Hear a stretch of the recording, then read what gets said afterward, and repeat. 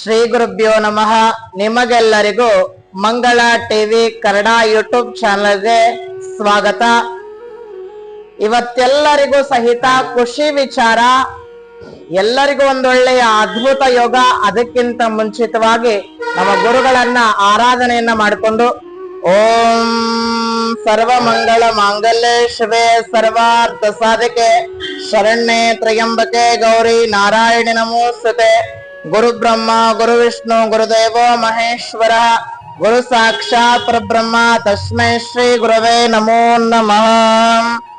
ನಿಮಗೆಲ್ಲರಿಗೂ ಇವತ್ತಿನ ಖುಷಿ ವಿಚಾರ, ನಿಮ್ಮೆಲ್ಲರಿಗೂ ಸಹಿತ ಖುಷಿ ವಿಚಾರ ಏನದ? ಮಕರ ರಾಶಿಯವರಿಗೆ ಜನವರಿ 14ರ ನಂತರ ಒಂದು ಕುಬೇರನಾಗುವಂತಹ ಯೋಗ, ಇಷ್ಟು ಬೇಗ ಒಂದೊಳ್ಳೆಯ ಶ್ರೀಮಂತಿಕೆ ಯೋಗ ಬರುವಂತಹ ಸಾಧ್ಯತೆಗಳ ಕಂಡು ಬರ್ತಕ್ಕಂಥದ್ದು.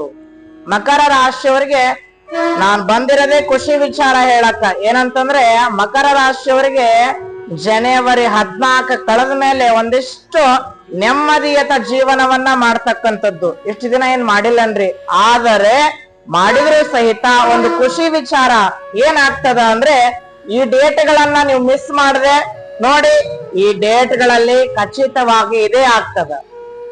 ಏನದ ಅಂತ ಸಂಭವವಾಗಿರ್ತಕ್ಕಂಥ ಘಟನೆಗಳು ಏನಾಗ್ತವ ನಿಮ್ಮ ಜೀವನದಲ್ಲಿ ಅನ್ನುವಂಥದನ್ನ ಈ ವಿಡಿಯೋ ಮುಖಾಂತರವಾಗಿ ನಿಮಗೆ ನಾನು ತಿಳಿಸಿಕೊಡ್ತೀನಿ. ಅದಕ್ಕಿಂತ ಮುಂಚಿತವಾಗಿ ಫಸ್ಟ್ ಟೈಮ್ ನಮ್ಮ ಯೂಟ್ಯೂಬ್ ಚಾನಲ್ ಅನ್ನ ಯಾರಾದ್ರೂ ನೋಡ್ತಾ ಇದ್ರೆ ಇವಾಗ್ಲೇ ಸಬ್ಸ್ಕ್ರೈಬ್ ಮಾಡ್ಕೊಳ್ಳಿ, ಲೈಕ್ ಮಾಡಿ, ಶೇರ್ ಮಾಡೋದನ್ನ ಮರಿಬೇಡಿ. ಎಲ್ರಿಗೂ ಸಹಿತ ಮಕರ ಅಂದ್ರೆ ನಾ ಏನ್ ಹೇಳ್ತೇನೆ ಅಂದ್ರೆ, ಎಲ್ಲರಿಗೂ ಸಹಿತ ಮಕರ ಸಂಕ್ರಾಂತಿ ಹಬ್ಬದ ಹಾರ್ದಿಕ ಶುಭಾಶಯಗಳನ್ನ ಹೇಳುತ್ತಾ, ಮಕರ ರಾಶಿಯವರಿಗೆ ಏನದ ರೀ ಗುರುಗಳ ಲಾಭಗಳು ಏನಾಗ್ತದ? ಈ ಜನವರಿ ತಿಂಗಳಲ್ಲಿ 14 ಕಳೆದ ನಂತರ ಏನೆಲ್ಲ ಶುಭ ಯೋಗಗಳನ್ನ ಪಡೆದುಕೊಳ್ತಾರ ಅನ್ನುವಂಥದನ್ನ ಒಂದಿಷ್ಟು ಮಾಹಿತಿಗಳನ್ನ ನಿಮ್ಗೆ ನೀಡ್ತೀನಿ. 6 ಪ್ರಮುಖ ವಿಷಯಗಳನ್ನ ಜ್ಞಾಪಕವಾಗಿ ಇಟ್ಕೊಳ್ಳಿ. ಮಕರ ರಾಶಿಯವರಿಗೆ ಏನಾಗ್ತದ ಅಂದ್ರೆ, ಬೃಹಸ್ಪತಿ ಗ್ರಹ ಅಂತಂದ್ರೆ ಗುರುಗ್ರಹ ಏನಾಗ್ತದಂದ್ರೆ ಮಕರ ರಾಶಿಯನ್ನ ಪ್ರವೇಶ ಮಾಡ್ತಾನ. ಯಾವಾಗ? ಜೂನ್ 6ನೇ ತಾರೀಕು. ಇದಕ್ಕೆ ಏನು ಸಂಬಂಧ ಅಂತಂದ್ರೆ, ಜನವರಿ ಫೆಬ್ರವರಿ ತಿಂಗಳೊಳಗೆ ಈ ಮಧ್ಯ ಅದಲ್ಲ, ಏನೆಲ್ಲ ಲಾಭಗಳಾಗ್ತವ ಮಕರ ರಾಶಿಯವರಿಗೆ ಅನ್ನುವಂಥದನ್ನ ಈ ವಿಡಿಯೋ ಮುಖಾಂತರವಾಗಿ ಸ್ವಲ್ಪ ಹಂಚ್ಕೊಳ್ತೀನಿ. ಏನಂತಂದ್ರೆ, ಮಕರ ರಾಶಿಯವರಿಗೆ ಏನಾಗ್ತದ ಅಂತಂದ್ರೆ, ಕರ್ಕಾಟಕ ಅಂದ್ರೆ ಕರ್ಕ ರಾಶಿಯಲ್ಲಿ ಇರ್ತಕ್ಕಂತಹ 7ನೇ ಮನೆ ಆಗಿರ್ತಕ್ಕಂಥದ್ದು. ಆದರೆ ಇನ್ನೊಂದೇನಂದ್ರೆ, ಕರ್ಕ ರಾಶಿಯಲ್ಲಿ ಗುರು ಉಚ್ಚರ ಸ್ಥಾನದಲ್ಲಿ ಇರ್ತಕ್ಕಂಥದ್ದು. ಏನೇನದ, ಏನ್ ಪ್ಲಸ್ ಪಾಯಿಂಟ್ ಅದ, ಏನೆಲ್ಲ ಲಾಭಗಳಾಗ್ತವೆ ಮಕರ ರಾಶಿಯವರಿಗೆ? ರೈತರಿಗಾಗ್ಲಿ, ವ್ಯಾಪಾರಸ್ಥರಿಗಾಗ್ಲಿ, ಮೆಡಿಕಲ್ ಅಂಗಡಿಗಳಾಗ್ಲಿ, ಬಂಗಾರದ ಅಂಗಡಿಗಳಾಗ್ಲಿ, ಇವರಿಗೆಲ್ಲ ಸಹಿತ ಶುಭ ಯೋಗಗಳನ್ನ ಸಿದ್ಧಿಪಡಿಸ್ಕೊಳ್ತೀರಾ. ಅದ್ಭುತವಾಗಿರತಕ್ಕಂತಹ ಸಿಹಿ ಸುದ್ದಿಗಳನ್ನ ಕಂಡುಕೊಳ್ತೀರಾ ಈ ಜನವರಿ 14ರ ನಂತರ. ಏನದ ಖುಷಿ ವಿಚಾರ ಏನಂತಂದ್ರೆ, ರಾಹು ಕೇತುಗಳು ಸಹ ಬದಲಾವಣೆಗಳಾಗ್ತವೆ. ಮತ್ತೆ ರಾಹು ಲಗ್ನಕ್ಕೆ ಬಂದಾಗ ಈ ವರ್ಷ ಅನೇಕ ಒಂದೊಳ್ಳೆಯ ಅತ್ಯಂತ ಪ್ರಭಾವಶಾಲಿ ಆಗಿರ್ತಕ್ಕಂಥ ವ್ಯಕ್ತಿ ಆಗ್ತೀರಾ. ಮಕರ ರಾಶಿಗೆ 7.5 ಅಂತ ಆಚೆಯಿಂದ ಬಂದಿದ್ದೀರಾ. ಆದ್ರೆ ಗುರುಬಲ ಇಲ್ಲ ಅಂತ ಯೋಚನೆ ಮಾಡುವಂತ ಅವಶ್ಯಕತೆ ಇಲ್ಲ. ಆದ್ರೆ ಯೋಗ ಹೆಂಗ್ ಬರ್ತದ ನಿಮ್ಮನ್ನ ಹುಡುಕೊಂಡೆ ಅಂತಂದ್ರೆ, 6ನೇ ಮನೆಯಲ್ಲೇ ಗುರು ಇದ್ದಾನೆ.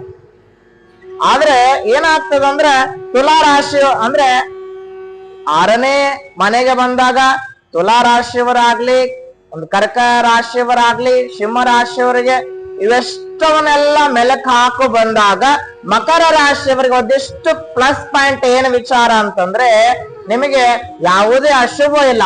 ಈ ಜನವರಿ 14 ಕಳೆದ ಮೇಲೆ ಗುರು ನಿಮಗೆ ಯಾವುದೇ ಅಶುಭ ಕಾರ್ಯವನ್ನ ಮಾಡೋದಿಲ್ಲ. ಒಂದಿಷ್ಟು ಲಾಭಗಳನ್ನ ಸಿದ್ಧಿಪಡಿಸ್ಕೊಳ್ತೀರಾ. ಹಾಗಾಗಿ ರವಿ ಆಗ್ಲಿ, ಬುಧ ಆಗ್ಲಿ, ಶುಕ್ರ ಆಗ್ಲಿ, ಇವೆಲ್ಲವೂ ಸಹ ಮಹಾಯೋಗವನ್ನ ತಂದು ಕೊಡ್ತಾರೆ. ಜನವರಿ ತಿಂಗಳೊಳಗ ಸಮಾಜದೊಳಗ ಒಂದೊಳ್ಳೆಯ ಹೆಸರನ್ನ ಸಿದ್ಧಿಪಡಿಸ್ಕೊಳ್ತೀರಾ.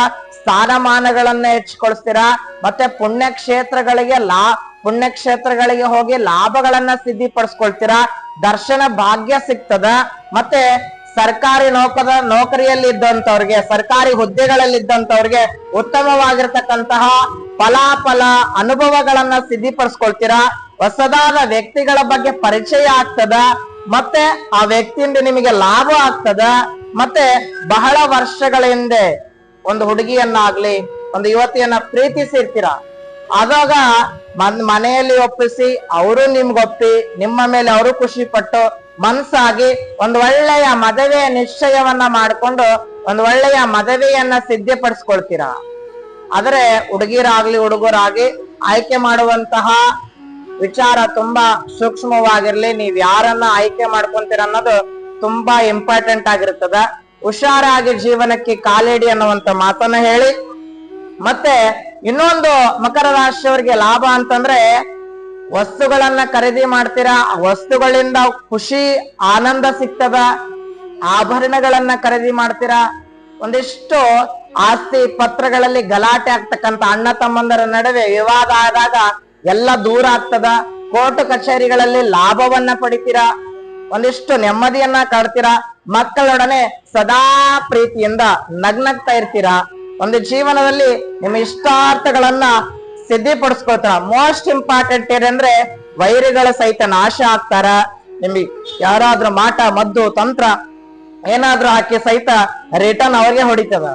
ಆದ್ರೆ ಇವೆಲ್ಲ ಅನೇಕ ಪರಿಸ್ಥಿತಿಗಳು ಸುಧಾರಣೆಯಾಗಿ ಕೋರ್ಟ್ ಕಚೇರಿಗಳಲ್ಲಿ ನಿಮಗೆ ಜಯ ಆಗ್ತದ, ಮತ್ತೆ ನೀವು ಅಂದುಕೊಂಡಂತ ಕೆಲಸ ಕಾರ್ಯಗಳ ಸಹಿತ ಅಭಿವೃದ್ಧಿ ಆಗ್ತವ.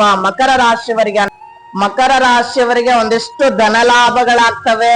ಜನವರಿ 14 ನಂತರ ವಿದ್ಯಾರ್ಥಿಗಳು ಸಹಿತ ಒಳ್ಳೆಯ ಅಂಕವನ್ನ ಪಡಿತೀರಾ, ಒಳ್ಳೆಯ ಬದುಕನ್ನ ಕಟ್ಕೊಳ್ತೀರಾ. ಯಾವಾಗ ಜನವರಿ 14 ಕಳೆದ್ಮೇಲೆ ಮಕರ ಸಂಕ್ರಾಂತಿಯ ದಿವಸ ಮಕರ ರಾಶಿಯವರಿಗೆ ಒಳ್ಳೆಯ ಸಿಹಿ ಸುದ್ದಿಯನ್ನ ನಾನು ನಿಮ್ಮಂದ ಹಂಚ್ಕೊಳ್ತಾ ಇದ್ದೀನಿ. ಇವತ್ತು ಒಂದಿಷ್ಟು ಯೋಗಗಳನ್ನ ಸಿದ್ಧಿಪಡಿಸ್ಕೊಳ್ತೀರಾ, ನನಗೆ ಖುಷಿ ಆಗ್ತಿದೆ. ಒಂದಿಷ್ಟು ನೆಮ್ಮದಿಯತ ಜೀವನವನ್ನ ಆರಂಭಿಸ್ತೀರಾ.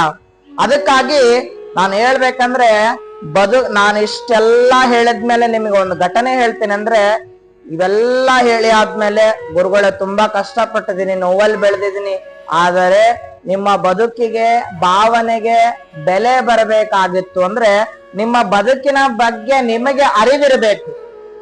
ನನ್ನ ಬದುಕದ ಅಂತ ಎತ್ತರ ತಕ್ಕರ ಎಲ್ಲ ಹುಚ್ಚಗತೆ ಮಾಡ್ಬೇಡಿ. ಏನಂತಂದ್ರೆ ಒಂದು ಆಕಳಿನೊಳಗ ಉಣ್ಣಿ ಹತ್ತಿದ ಮೇಲೆ ಉಣ್ಣಿ ರಕ್ತ ಹೀರೋದಷ್ಟೇ ಕೆಲಸ ಆಗಿರ್ತದ.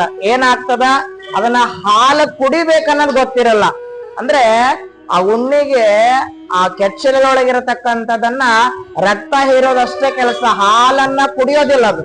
ಅಂದ್ರೆ ಅದು ಗೊತ್ತಿದ್ರು ಸಹಿತ ಅದು ಕುಡಿಯೋದಿಲ್ಲ. ಹಂಗೆ ನಮ್ದು ಸಹಿತ ಜೀವನದ ಬೆಲೆ ಗೊತ್ತಿಲ್ಲ ಅಂದ್ರು ಸಹಿತ ನಮ್ಮ ಜೀವನದಲ್ಲಿ ನಮ್ಮ ಜೊತೆನೆ ಇದ್ದು ನಮ್ಮ ರಕ್ತ ಹೀರಿ ಕುಡಿದ್ರು ಸಹಿತ ನಮ್ಮಲ್ಲಿರ್ತಕ್ಕಂತ ಹಾಲಿನ ಸತ್ವ ಗುಣಗಳನ್ನ ನಮಗೆ ಗೊತ್ತಿರ್ತದ.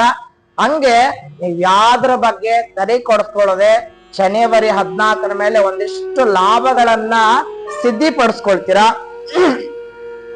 ಇದೆಲ್ಲ ಬಿಟ್ಬಿಡಿ. ಏನಂತಂದ್ರೆ ಕಳೆದ ಕಾಲಗಳನ್ನೆಲ್ಲವೂ ಸಹಿತ ಪಾಠ ಆಗ್ಲಿ. ನೋಡಿ, ಕಳೆದ ಕ್ಷಣಗಳೆಲ್ಲ ಪಾಠ ಆಗ್ಲಿ, ಮುಂದೆ ಬರುವಂತಹ ಕಾಲಗಳೆಲ್ಲ ಪ್ರಾರ್ಥನೆ ಆಗ್ಲಿ, ಈ ಕ್ಷಣ ಮಾತ್ರ ನಿಮ್ಗೆ ಉಸಿರಾಗಿರ್ಲಿ ಅನ್ನುವಂತ ಮಾತನ್ನ ಹೇಳಿ ಜನವರಿ 14 ಎಲ್ಲರೂ ಖುಷಿಯಿಂದ ರೈತರಿಗೆ ಸಹಿತ ಸಿಹಿ ಸುದ್ದಿನೇ. ಯಾಕೆ ಹೇಳಿ, ಬೆಳೆದಿರ್ತಕ್ಕಂತಹ ಬೆಳೆಗೆ ಒಂದು ಬೆಲೆ ಬರ್ತದ, ಒಳ್ಳೆಯ ತೂಕ ಬರ್ತದ, ಅವ್ರು ಹೇಳಿರ್ತಕ್ಕಂತಹ ಮಾತುಗಳು ಸತ್ಯ ಆಗ್ತದ.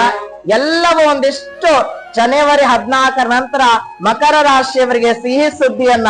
ಮುಂದೆ ಏನಾಗ್ತದಂದ್ರೆ ರೈತ ಎಷ್ಟು ಕಷ್ಟಪಟ್ಟು ದುಡ್ದು ನಮ್ನೆಲ್ಲ ಸಾಕುವಂತ ಈ 3 ವ್ಯಕ್ತಿಗಳನ್ನ ಯಾವತ್ತೂ ನಾವು ಮರೆಯಲ್ಲ. ನಮ್ಗೆ ಅನ್ನ ಕೊಟ್ಟ ರೈತ, ಜಾಗ ಕೊಟ್ಟ ಭೂಮಿ ತಾಯಿ, ನಮ್ಗೆ ಉಸಿರಾಡ್ತಾ ಇದೇವಂದ್ರೆ ಯೋಧ ಸೈನಿಕ. ನಮಗೆ ಈ 3 ವ್ಯಕ್ತಿಗಳನ್ನ ಯಾವತ್ತೂ ನಾವು ಮರೆಯೋದಿಲ್ಲ. ಅದಕ್ಕಾಗಿ ದುಡ್ಡಿಗಾಗಿ ದಡ್ಡನಾಗ್ಬೇಡಿ, ದಡ್ಡನಾದ್ಮೇಲೆ ದುಡ್ಡನ್ನು ಬಿಡ್ಬೇಡಿ. ಇರಿ ಸಂಪಾದನೆ ತಕ್ಕನಾಗಿ ನಿಮ್ಮ ಆದಾಯ ಸಂಪಾದನೆಯನ್ನ ಸಂಪಾದಿಸಿಕೊಳ್ಳಿ. ಆದ್ರೆ ನಾನು ಹೇಳುವ ವಿಷಯ ಏನಂತಂದ್ರೆ ಒಂದೇ ವಿಚಾರ ಹೇಳ್ತೇನೆ. ಏನಂತಂದ್ರೆ ನಾನು ಹೇಳುವಂತಹ ವಿಷಯ ಯಾರು ಬೇಸರ ಮಾಡ್ಕೋಬೇಡಿ. ಯಾಕಂತಂದ್ರೆ ಪರಿಸ್ಥಿತಿ ಸಿಚುವೇಶನ್ ಎಲ್ಲಗಳನ್ನ ಅರ್ಥ ಮಾಡ್ಕೊಳ್ಳೋರು ಯಾರಂತಂದ್ರೆ ಮಕರ ರಾಶಿಯವರಾಗ್ಲಿ, ಕುಂಭ ರಾಶಿಯವರಾಗ್ಲಿ, ಸಿಂಹ ರಾಶಿಯವರಾಗ್ಲಿ, ಈ 3 ರಾಶಿಯವರು ಇದ್ದ ವಿಚಾರಗಳನ್ನ ಸ್ಪಷ್ಟವಾಗಿ ಹೇಳ್ತಕ್ಕಂಥದ್ದು. ಅದಕ್ಕಾಗಿ ನಾನು ಏನು ಹೇಳೋ ವಿಷಯ ಅಂತಂದ್ರೆ ಎಲ್ರೂ ಸಹಿತ ನೆಮ್ಮದಿಯಾಗಿ ಬದುಕಿ, ಸ್ವಲ್ಪ ದುಡ್ಡಿಗ ಅಂದ್ರೆ ನಾನು ಹೇಳ ಸ್ವಲ್ಪ ಹಣಕಾಸುಗಳನ್ನ ಸಮಸ್ಯೆ ಬಂದಾಗ ಫೇಸ್ ಮಾಡಿ ಎದರ್ದೆ, ನೋವುಗಳು ಬಂದಾಗ ಭಗವಂತ ನಮ್ಮಲ್ಲಿ ಒಂದು ಪ್ರಾರ್ಥನೆ ಮಾಡ್ಕೊಳ್ಳಿ.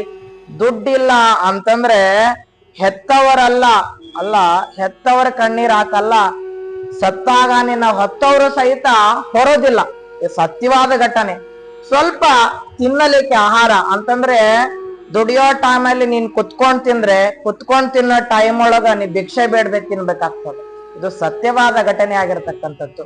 ಎಲ್ಲರೂ ಸಹಿತ ಖುಷಿಯಾಗಿ ನಗ್ನಗ್ತಾ ಇರಿ.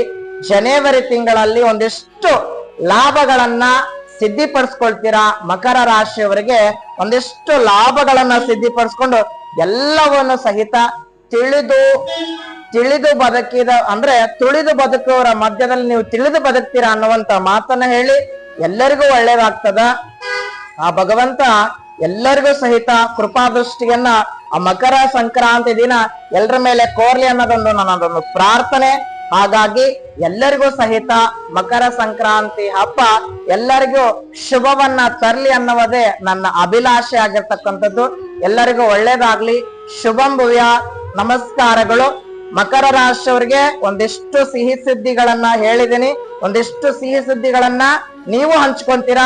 ಈ ವಿಡಿಯೋನ ಆದಷ್ಟು ಜನಗಳಿಗೆ ಶೇರ್ ಮಾಡಿ, ಸಬ್ಸ್ಕ್ರೈಬ್ ಮಾಡ್ಕೊಳ್ಳೋದಕ್ಕೆ ಹೇಳಿ. ಏನಂತಂದ್ರೆ ಈ ವಿಡಿಯೋದಲ್ಲಿ ಒಂದಿಷ್ಟು ಏನಂದ್ರೆ ಖುಷಿ ವಿಚಾರ ಅದ. ಅದಕ್ಕಾಗಿ ಎಲ್ಲರಿಗೂ ಒಳ್ಳೇದಾಗ್ಲಿ. ಶುಭಂ ಭೂಯಾತ್. ನಮಸ್ಕಾರಗಳು. ಸರ್ವೇ ಜನಃ ಸುಖಿನೋ ಭವಂತು.